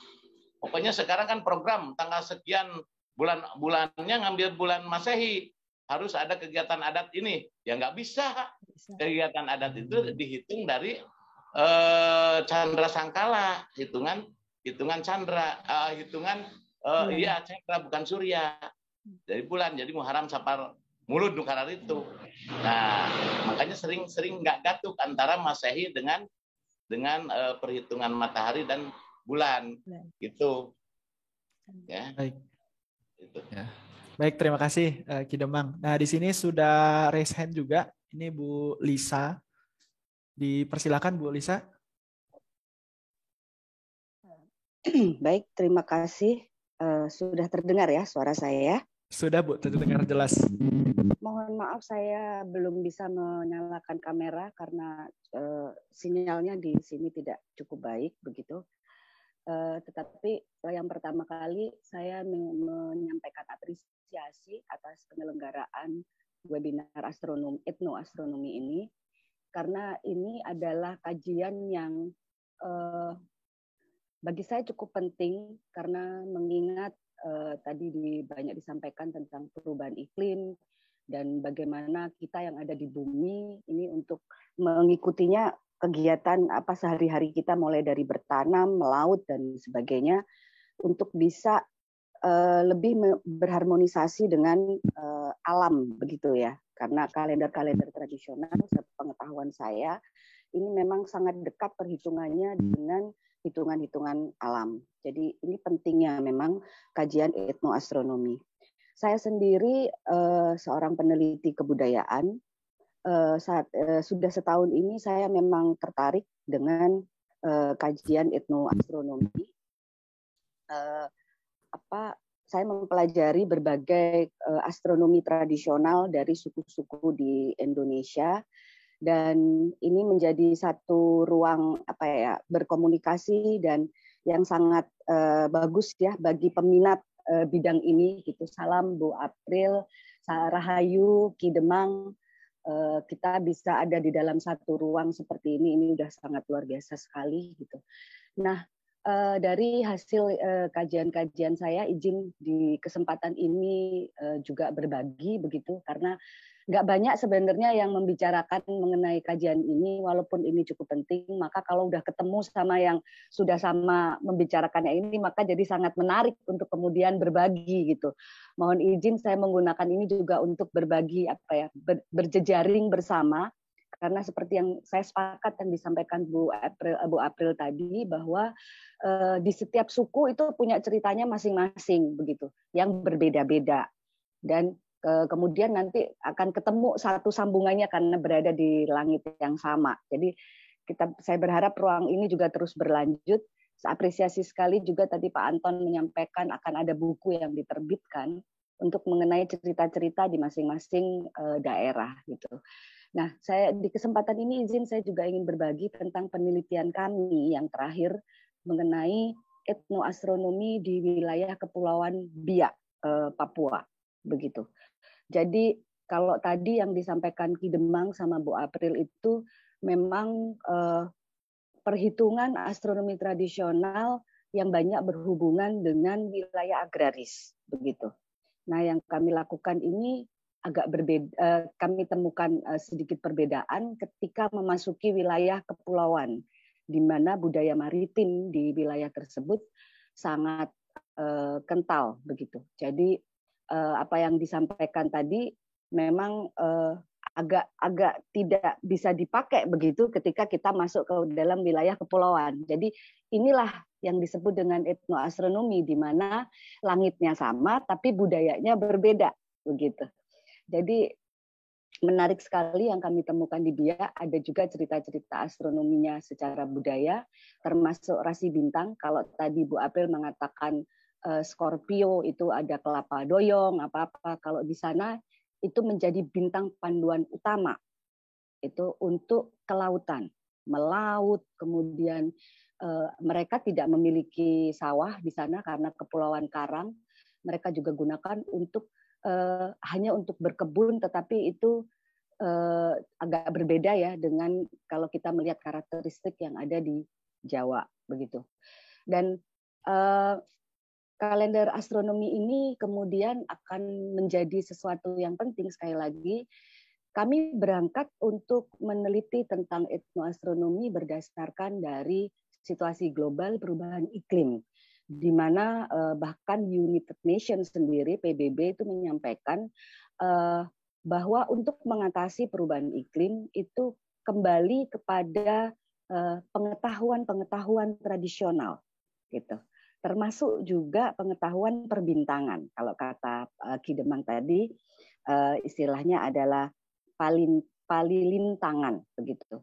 Termasuk itu bagaimana pengetahuan tradisional ini menjadi penting sekali untuk hari ini dilakukan atau digali kembali aplikasinya di dalam situasi hari ini. Pertanyaan Kak Petra tadi itu juga penting karena cuacanya sudah berubah, iklimnya sudah berubah. Bagaimana kita bisa menggali kearifan lokal berkaitan dengan astronomi untuk dilakukan di hari ini. Bu April tadi mengatakan ada perubahan, gitu kan? Bulannya mungkin bergeser, gitu kan? Nah, hari ini rasanya yang menjadi catatan penting penggalian kembali etnoastronomi. Beruntung masih ada sosok-sosok seperti Ki Demang dan warga yang ada di Banjar yang masih memperhatikan itu. Kita masih bisa menggali kembali. Karena kalau yang saya temui di beberapa wilayah yang kami teliti, dan terakhir kemarin di Biak, pengetahuan ini sudah hampir punah karena keterputusan generasi. Karena biasanya kalau di kita, biasanya budayanya budaya tutur, begitu kan. Tidak banyak suku-suku yang punya budaya tulis. Karena budaya tutur ini, maka ada keterputusan generasi. Sehingga pengetahuannya pun menjadi hampir punah. Maka ini akan sangat sayang sekali. Melalui acara-acara seperti ini diharapkan bisa menggugah kesadaran teman-teman muda sekalian untuk bisa menggali kembali astronomi tradisional di wilayah masing-masing. Kemudian bisa kita kembangkan kepada situasi yang terkini, begitu. Kami coba kembangkan, kami coba koneksikan posisi-posisi asterisme, kemudian konstelasi bintang dan posisi bintang itu ke laboratorium observatorium Boscha untuk bisa mengetahui posisinya apakah memang sudah sama, gitu. Karena kan perhitungan kalender yang dilakukan oleh para leluhur kita ini kan dilakukan ribuan tahun yang lalu, gitu. Nah, dicoba diupdate untuk hari ini seperti apa, begitu. Agar kita bisa mengetahui posisinya yang sebenarnya saat ini seperti apa, sehingga kita bisa membuat sebuah pengembangan baru dari kebudayaan lokal masing-masing. Nah, di kesempatan ini juga nanti saya juga minta izin, mudah-mudahan saya untuk berkomunikasi langsung gitu kepada Bu April, nanti kalau diizinkan saya japri untuk minta komunikasi berkaitan dengan, karena rasanya kita bergerak di hal yang sama gitu mengenai etnoastronomi, untuk bisa mengembalikan lagi posisi pengetahuan tradisional ini menjadi sesuatu yang sangat penting di mata masyarakat. Karena jujur saja, ketika saya melakukan penelitian ini banyak bertanya di berbagai wilayah, banyak yang sudah hilang dan banyak yang tidak tertarik, gitu. Padahal ini kan sesuatu yang harusnya ketika kita punya satu ini ya, kita punya satu peribahasa di mana bumi dipijak, di situ langit dijunjung. Kita sering berbicara lingkungan itu adalah berkaitan dengan bumi, tapi kita lupa kita ada di bawah langit. Jadi kita lupa di atas kita ini ada berbagai macam benda langit yang ikut memberikan pengaruh terhadap bumi, begitu. Nah, inilah pentingnya juga untuk mempelajari tentang etnoastronomi agar kita menjadi selaras antara bumi dan langit, sehingga kita bisa mempunyai jawaban, bisa mempunyai aksi-aksi mitigasi dan adaptasi terhadap perubahan iklim. Jadi ini saya belum bertanya dulu, tetapi lebih kepada sharing tentang dan apresiasi sekali atas webinar yang dilakukan oleh Bapak Ibu sekalian di hari ini. Mudah-mudahan saya berharap agar kita bisa berjejaring begitu untuk kemudian saling memberikan informasi, karena masih banyak kalender atau astronomi tradisional suku-suku lainnya yang belum dikaji, terutama berkaitan dengan kondisi kekiniannya. Harapannya untuk bisa berbagi informasi di ruang ini maupun juga nanti mudah-mudahan berharap bisa berlanjut yang ada di sini untuk kemudian saling mendiskusikan mengenai kondisi etnoastronomi di wilayah masing-masing. Satu lagi, saya sudah pernah melakukan tentang perubahan yang tadi ditanyakan oleh Kak Petra. Memang ada hal-hal yang hitungan-hitungan yang berubah. Saya melakukan berapa waktu yang lalu saya melakukan penelitian perbandingan antara kalender Jawa Ki Demang, saya menggunakan yang Asapon sudah memang, kemudian dan kalender Bali, dan mengkonversikan dengan kalau aplikasinya saya gunakan time ended. Jadi untuk menentukan kapan bulan baru. Jadi kalau di Bali itu disebut sebagai tilem begitu kan. Nah, itu ada pergeseran memang antara perhitungan menggunakan teknologi dengan perhitungan kalender tradisional yang kita miliki saat ini. Di Jawa dalam waktu saya menggunakan durasinya saya menggunakan pawukon, jadi menggunakan wuku itu dua kali siklus wuku untuk kalender Jawa dan kalender Bali. Ada pergeseran memang, ada perbedaan, perbedaan antara yang dihitung oleh teknologi dengan hitungan kalender. Perbedaan paling terasa memang ada di kalender Jawa begitu. Saya sendiri masih belum bisa memahami kenapa ini terjadi perbedaan. Tetapi di kalender Bali itu mirip gitu, masih mengikuti, karena setahu saya kalau kalender Bali ada perubahan waktu itu setiap 6 bulan sekali itu mereka melakukan konversi. Sementara setahu saya, mohon koreksi Ki Demang kalau saya keliru, kalender Jawa itu punya kurub itu 120 tahun sekali, yang dikoreksinya 120 tahun sekali. Nah, hal-hal seperti ini rasanya perlu dirumuskan bersama agar kalender astronomi tradisional pun terus berkembang dan mengikuti situasi suasana perkembangan yang terkini seperti itu. Itu temuan-temuan yang saya lakukan pada saat penelitian-penelitian mengenai kalender tradisional. Rasanya itu saja. Jadi intinya saya ingin berbagi apa yang sudah saya lakukan dan juga ingin berharap sekali ini tidak berhenti di sini, terus digemakan mengenai astronomi tradisional dan berharap bisa berjejaring dengan Bapak Ibu sekalian yang ada di sini untuk berbagi informasi. Untuk Bu April kalau bersedia nanti mudah-mudahan kita bisa bertemu secara pribadi untuk mendiskusikan hal ini. Terima kasih. Baik, terima kasih Bu Lisa atas sharing ya, begitu. Mungkin ada tanggapan mungkin sedikit dari Ki Demang ataupun Bu April, dipersilakan.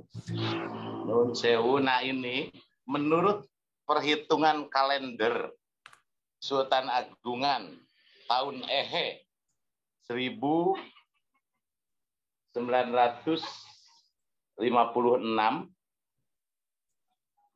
Jawi. Nah ini kan kalender. Nah ini Keraton Dalem Kesultanan Ngayogyakarta Hadiningrat. Ini yang ahli astronomi di keraton itu Kanjeng Raden Tumenggung Rinto Diningrat. Kalau nggak salah Rinto Diningrat, Kanjeng Romo Rinto lah. Nah beliau itu ahli sekali dalam perhitungan waktu kalender. Nah, ini dalam kalender Sultan Agungan itu sebenarnya hampir sama dengan Sunda.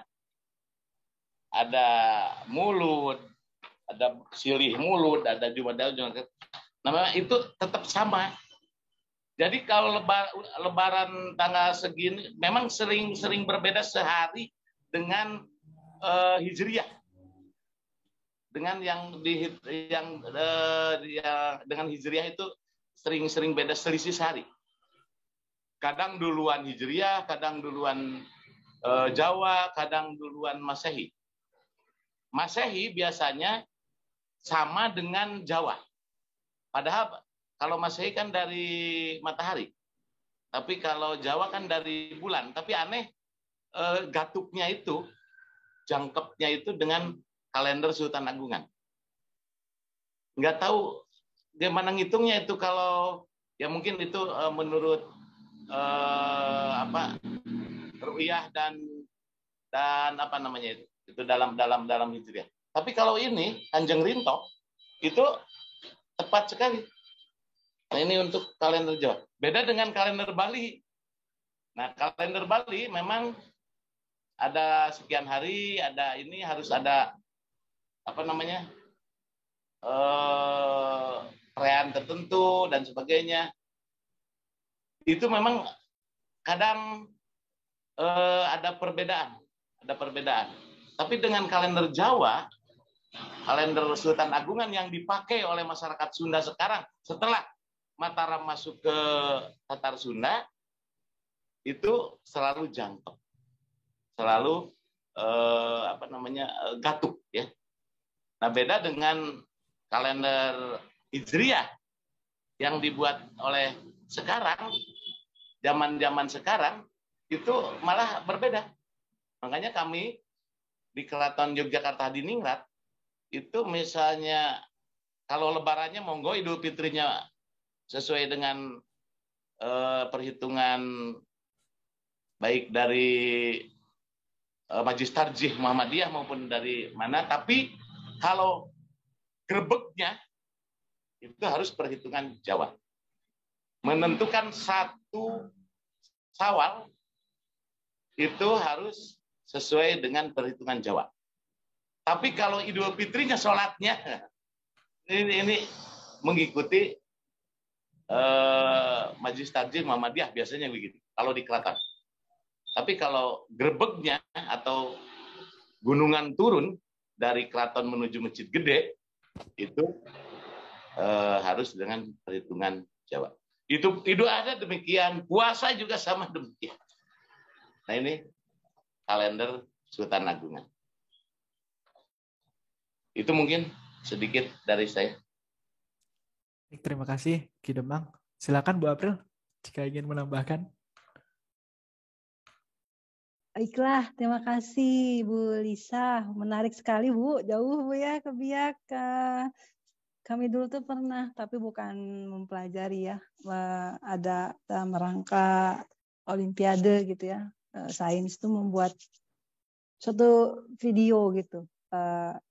Bukan saya sih, ada timnya. Itu dari Papua sampai ke Aceh gitu, cerita-cerita tentang pandangan masyarakat dan tentang langit mereka gitu. Dan di Papua memang ada cerita tersendiri ya Bu ya. Dan menarik sekali, dan beberapa yang Ibu sharing tadi juga kalau sekilas pikir nih yang teman-teman yang di astronomi itu mungkin langsung gimana mikirnya itu ada sesuatu berhubungan dengan pergerakan di langit kan ya, bisa dihubungkan lah gitu, kenapa bisa berbeda dan sebagainya. Dan sama Bu riset, saya bilangnya riset, sebenarnya lebih ke penelitian tugas akhir dari mahasiswa S1 astronomi yang kebetulan bimbingan saya dosen pembimbingnya gitu. Dan beberapa itu kami membahas tentang etno dan arkeo, dan seperti saya sebutkan tadi juga di awal ini mantan mahasiswa saya itu ada di sini beberapa ikutan di sini, dan yang kami lakukan juga bukan murni menghitung-hitung pakai rumus-rumus, tapi kami mereka ini mahasiswa saya terjun langsung ke ininya, ke masyarakatnya, berbicara langsung. Jadi dari situ terhimpun pengetahuan-pengetahuan dan kami padukan. Dan ya Bu, mudah-mudahan kita bisa lebih lanjut nih. Nanti juga Pak Anton juga ini ya akan meramukan semua gitu, dan bisa berlanjut juga mungkin Pak Anton ininya programnya. Mungkin dari itu Bu, dari saya, dan bisa ketemu ya Bu. Terima kasih banyak Bu. Terima kasih Bu April. Persilakan kepada Pak Anton. Baik, terima kasih Hasan. Terima kasih Bu Lisa. Sangat menarik kita dipertemukan di forum ini begitu. Mungkin sedikit tambahan dari saya pribadi begitu. Mungkin saya mohon perkenannya dari Bu Lisa untuk selanjutnya kami undang gitu ya. Kebetulan di kelompok keahlian astronomi itu ada yang dinamakan dengan kolokium bulanan gitu. Nanti jika Ibu berkenan, kami akan undang Ibu untuk berbicara tentang riset Ibu ya terkait dengan etnoastronomi. Semoga ini kolaborasinya akan terus lanjut. Nanti saya coba follow up begitu ya, bagaimana Ibu bisa berkontak dengan Bu Aprilia dan juga mungkin teman-teman astronomi yang lain gitu. Karena ada beberapa yang memang bekerja di sana. Sebagai review saja bahwa memang jika di googling gitu ada beberapa mahasiswa dan juga mungkin dosen dan juga alumni yang memang sudah publish beberapa tulisan terkait dengan penanggalan kalender Bali kalau tidak salah sudah ada dan kalender-kalender yang lain begitu. Dan di kami juga sebenarnya ada satu mata kuliah yang mengkhususkan itu tuh pembahasan itu yang namanya sistem kalender gitu. Jadi akan sangat menarik jika kita follow up untuk kegiatan selanjutnya. Mungkin tadi yang saya share sedikit juga yang terkait dengan apa yang disampaikan Bu April tadi. Apakah terlihat, Hasan? Iya, ada. Ya, Terlihat, ini Pak. di YouTube itu sudah ada Indonesian Star Lord. Jadi tadi yang disebutkan Bu April, di sana ada cerita bagaimana cerita rakyat begitu ya, penggunaan benda langit atau objek langit untuk navigasi, juga pertanian, yang tadi juga dari Papua ada, dengan ceritanya bagaimana mereka menginterpretasikannya, apakah naga atau apa gitu. Ini sangat menarik bagi teman-teman yang memang ingin tahu gitu ya, bagaimana Star-Lord yang ada di Indonesia. Tentu saja ini hanya sebagian kecil, dan kita memang harus memiliki effort lebih untuk bisa mengeksplor hal-hal semacam ini. Insya Allah kegiatan seperti ini kami coba rancang kembali gitu agar keberlanjutannya tidak selesai sampai di sini saja. Mungkin begitu Hasan, saya kembalikan kepada Hasan, silakan. Baik, terima kasih Pak Anton. Ya, mungkin dari peserta lain apakah ada pertanyaan?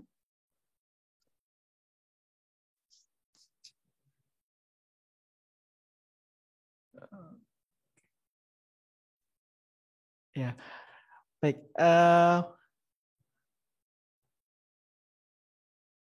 Ya, kalau tidak ada, mungkin saya mau bertanya begitu. Ini khusus mungkin kepada Ki Demang. Nah,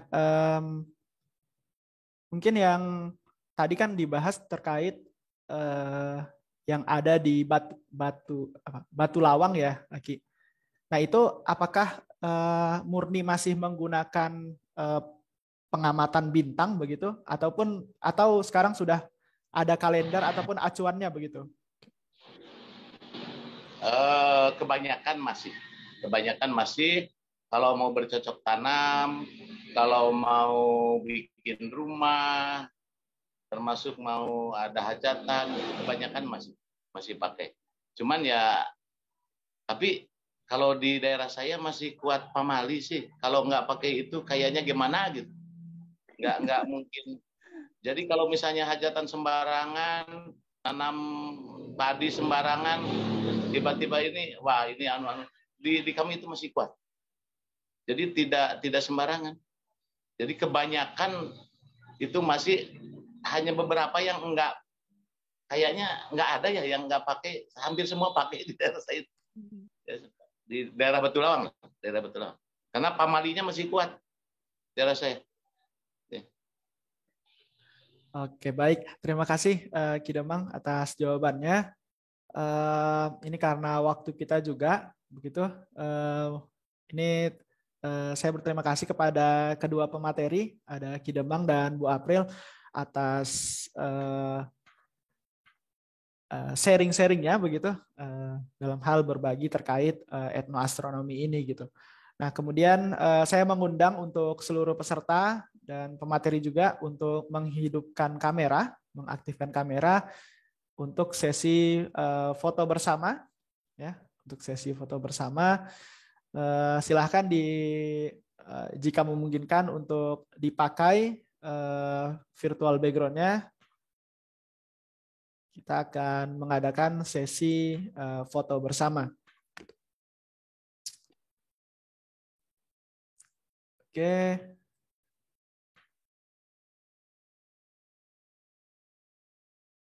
Ditunggu mungkin ya beberapa saat gitu. Ya, mungkin ditunggu saja gitu ya. Mungkin nanti setelah ini Pak Sofyan mau menyampaikan sesuatu ya. Ya, baik Pak. Setelah itu kita tutup ya. Baik. Siap, apakah tidak ada lagi teman-teman, Bapak Ibu sekalian? Oke, saya coba shoot. Oke, 1, 2, 3. Sekali lagi. 1, 2, 3. Ya, terima kasih. Mungkin Pak Sofyan ingin menyampaikan sesuatu sebelum ditutup. Terima kasih, Kang Hasan. Saya cuma mengingatkan lagi aja, menguatkan Naukidan ya. Karena tadi pas di awal ada beberapa peserta yang belum masuk. Jadi salah satu output dari kegiatan ini diharapkan seperti tadi sudah disampaikan ya Kang Hasan, tulisan menarik seperti tadi disampaikan juga oleh Bu Lisa ya, bagaimana di Papua. Nah, meskipun ini tadi konteksnya hanya kegiatan LPM ITB di Kota Banjar, tapi tidak terbatas di situ. Kang Demang tadi bicaranya lebih fokus ke budaya Sunda dan Jawa, tapi tidak fokus di situ. Tulisannya bebas, tapi tema dan topiknya tetap sama tentang etnoastronomi dari berbagai perspektif. Ada yang dari Papua, ada yang dari Aceh, mungkin dari Sumatera, dari berbagai daerah. Nah, ini rangkaian cerita ini dihubungkan dengan apa yang sudah disampaikan, terutama tadi oleh kedua narasumber ya, Bu Dr. Aprilia Kidemang, juga dari para peserta lain. Saya kira tadi menarik apa yang disampaikan Bu Lisa. Nah, ini perspektif-perspektif seperti ini, saya merasa sangat sayang gitu kalau tidak ditulis. Kalau hanya saya menggarisbawahi tadi yang disebutkan Bu Lisa. Jadi kalau budaya tutur saja mungkin sekarang tidak cukup. Nah, dikombinasikan dengan budaya tulis sehingga dokumentasinya ya seperti kata arsiparis itu. Kata para arsiparis jadi lupa saya. Ya, intinya bagaimana output dari kegiatan kita ini nanti 5-6 bulan atau paling tidak setahun lagi akan menjadi buku sebagaimana disampaikan tadi Pak Anton ya. Kira-kira lah literasi etnoastronomi. Begitu. Terima kasih untuk semuanya. Assalamualaikum warahmatullahi wabarakatuh. Waalaikumsalam warahmatullahi wabarakatuh. Terima kasih Pak Sofyan. Ya, jadi ingat verba volan scripta manen ya. Jadi arsiparis sering bilang gitu, verba volan scripta manen. Jadi kalau omongan aja cepat rusak fana, tapi kalau tulisan insya Allah relatif lebih abadi. Begitu Kang Hasan, hatur nuhun. Hatur nuhun, ya, sami Pak Sofyan. Baik, mungkin tadi penjelasan dari Pak Sofyan ini diingatkan lagi bagi semuanya yang berminat begitu ya untuk menuliskan resume dan ingin bercerita tentang keunikan daerah masing-masing. Ini yang memang berkaitan dengan etnoastronomi bisa langsung disubmit begitu ke tautan yang telah dibagikan oleh panitia begitu. Nah, mungkin itu jadi penutup perjumpaan kita pada webinar kali ini. Ya, mungkin kalau kata Pak Anton nanti akan ada program-program selanjutnya begitu ya, yang memang nanti ya apakah tetap di Kota Banjar ataupun di kota yang lainnya begitu. Nah, mungkin cukup sekian. Saya M. Hasan Fadillah. Mohon maaf apabila ada kesalahan ataupun kehilafan yang disengaja maupun yang tidak disengaja. Terima kasih atas perhatiannya semuanya. Assalamualaikum warahmatullahi wabarakatuh. Wow.